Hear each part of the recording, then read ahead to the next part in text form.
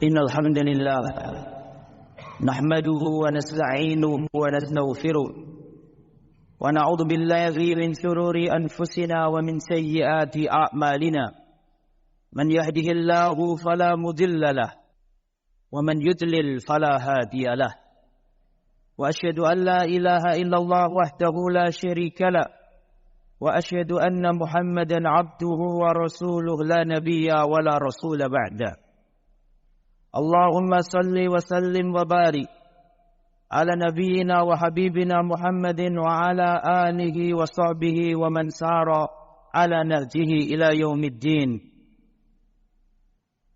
أما بعد ikhwatal iman rahimani wa rahimakumullah. Alhamdulillah, segala puji hanya milik Allah. Wassalatu wassalamu ala Rasulillah.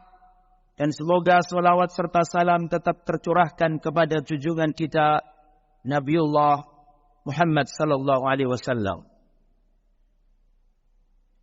Melalui mimbar Jumat yang mulia ini, mari kita meningkatkan ketakwaan kita kepada Allah Subhanahu wa taala dengan menjalankan seluruh perintah-perintahnya dan menjauhi seluruh larangan-larangannya. Saudara kaum muslimin rahimani wa rahimakumullah. Di dalam Islam ada seekor hewan, yang mana hewan ini sering disebutkan dalam konteks negatif. Sering disebutkan dalam teks-teks agama bahwa hewan ini tidak baik, dijadikan perumpamaan kejelekan, selalu beridentik dan berkonotasi jelek atau negatif. Hewan itu adalah al-kalb, anjing. Kita temui banyak dalam hadis-hadis Rasulullah sallallahu alaihi wasallam yang menjelaskan atau menyebut seekor anjing dalam konteks negatif. Rasulullah SAW bersabda, "La tadkhulu al-malaikatu baitan fihi kalbun wala suratun." Malaikat rahmat tidak mau masuk ke dalam rumah yang di dalam rumah itu ada anjingnya dan ada lukisan atau gambar atau patung dari makhluk yang bernyawa. Malaikat rahmat gak mau masuk rumah yang di dalamnya ada anjing. Berarti konotasinya jelek, negatif, gak bagus. Bahkan Rasulullah SAW menunggu datangnya Jibril, tetapi Jibril lama gak datang. Rasulullah merasa Jibril telat datangnya. Dan Rasulullah menunggu, kenapa Jibril tidak datang?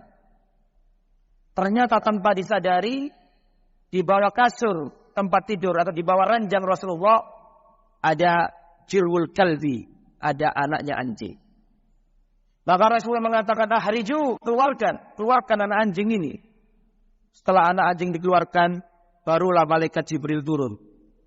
Kemudian Rasulullah berkata, "Wahai malaikat Jibril, kenapa engkau terlambat?"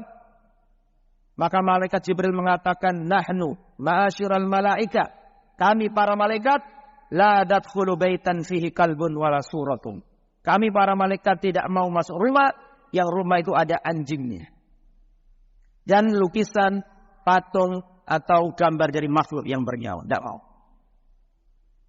Dalam hadis yang lain Rasulullah mengatakan, "Idza walaghal kalbu ina'a ahadikum aw fi ina'i ahadikum falyaghsilhu sab'a marratin ulahunna biturab." Jika ada anjing menjilati bejana kalian, menjulurkan lidahnya di air yang ada di bejana kalian, maka cucilah bejana itu 7 kali. Di antaranya atau yang pertama memakai debu atau pasir. Berarti kan jelek. Berarti tingkat kenajisannya sangat tinggi. Berbeda dengan najis-najis yang lain. Rasulullah SAW juga bersabda, "Al-aidu fi hibatihi kal-kalb yaqi'u tsumma ya'udu fi qai'ihi. Orang yang memberi terus ditarik kembali seperti seekor anjing nentah, kemudian dia jilat kembali muntahnya. Selalu anjing disebutkan dalam konotasi negatif.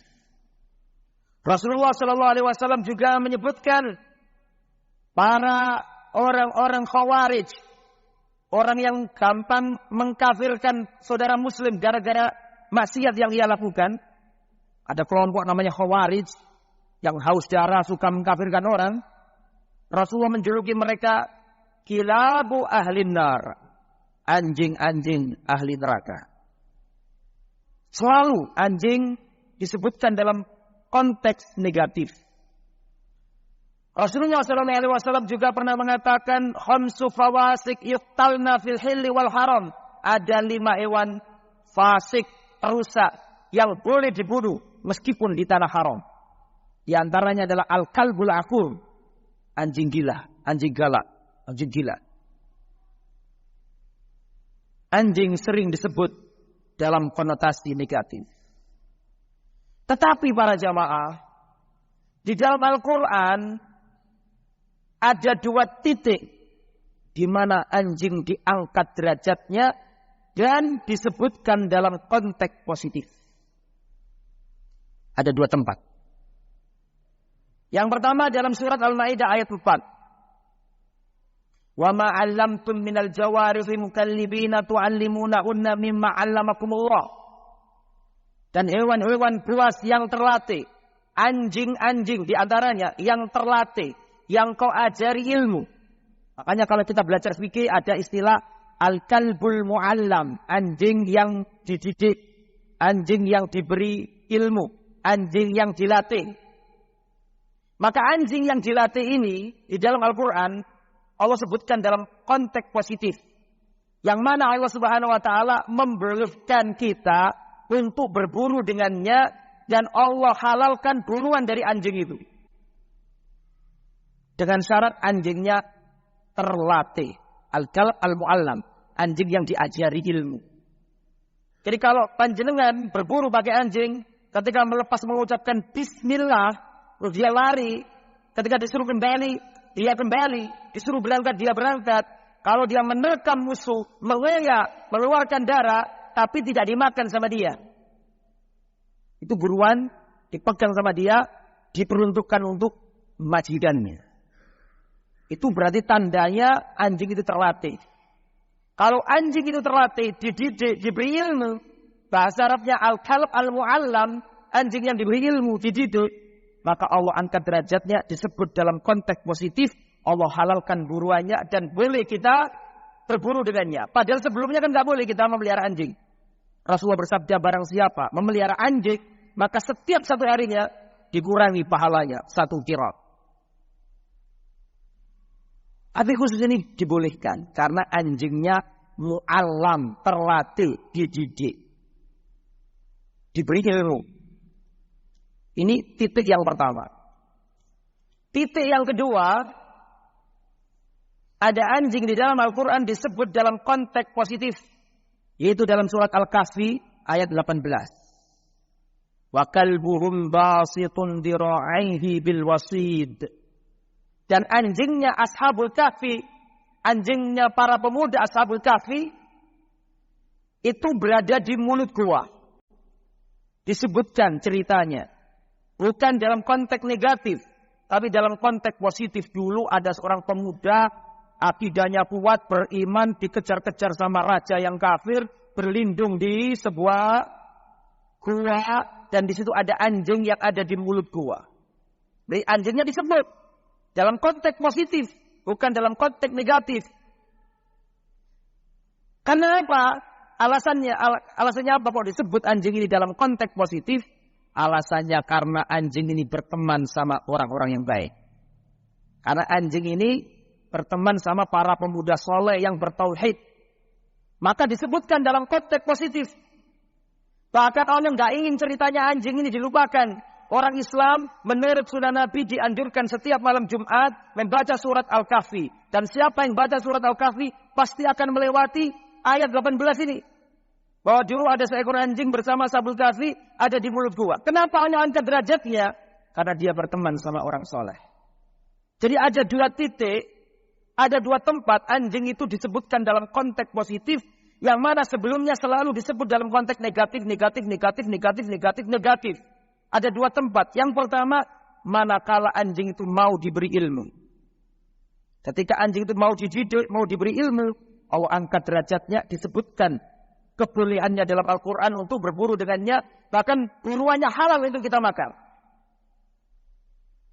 Meskipun kita belum sempat menyembelih, yang penting kita lepas bismillah, anjing itu berjalan, menerkam, membunuh kelinci, kelincinya boleh kita makan, meskipun gak kita sembelih. Karena anjingnya, syaratnya anjingnya terlatih. Kalau sampai anjing itu makan dan dimasukkan ke perutnya, berarti bukan anjing terlatih. Haram, gak boleh dimakan. Sisanya gak boleh dimakan. Tapi anjing yang terlatih, mau dididik, lalu dia menerkam kelinci kijang, terkoyak mati, tapi nggak dimakan dagingnya oleh si anjing, itu tanda anjing terlatih. Ketika anjing terlatih, Allah angkat derajatnya karena dia mau dididik, mau diberi ilmu. Allah sebutkan dalam konteks positif. Berarti kalau siapapun ingin diberi ketinggian, diangkat derajatnya oleh Allah, belajarlah ilmu, tuntutlah ilmu. Anjing saja diangkat oleh Allah manakala dia punya ilmu, manakala dia mau diajari. Allah tidak mendolimi anjing. Anjing saja diangkat derajatnya dengan syarat yang pertama, ilmu. Yang kedua, anjing tadi, anjingnya Ashabul Kahfi dicantumkan dalam Al-Quran karena dia berteman sama orang baik. Karena dia berteman sama orang baik, maka dia diangkat derajatnya ikut kecipratan kebaikan orang-orang soleh tadi. Sehingga kesimpulannya jamaah, jika anjing saja karena ilmu dan karena berteman sama orang baik diangkat derajatnya oleh Allah, maka kita manusia lebih layak untuk mendapatkan kebaikan itu. Maka tuntutlah ilmu setinggi mungkin. Yang kedua, bertemanlah sama orang-orang baik. Jika engkau punya ilmu, engkau punya komunitas teman-teman yang baik, engkau pasti akan diangkat oleh Allah Subhanahu wa taala. Aqulu qouli hadza wa astaghfirullahal azim. Innahu huwal ghafurur rahim.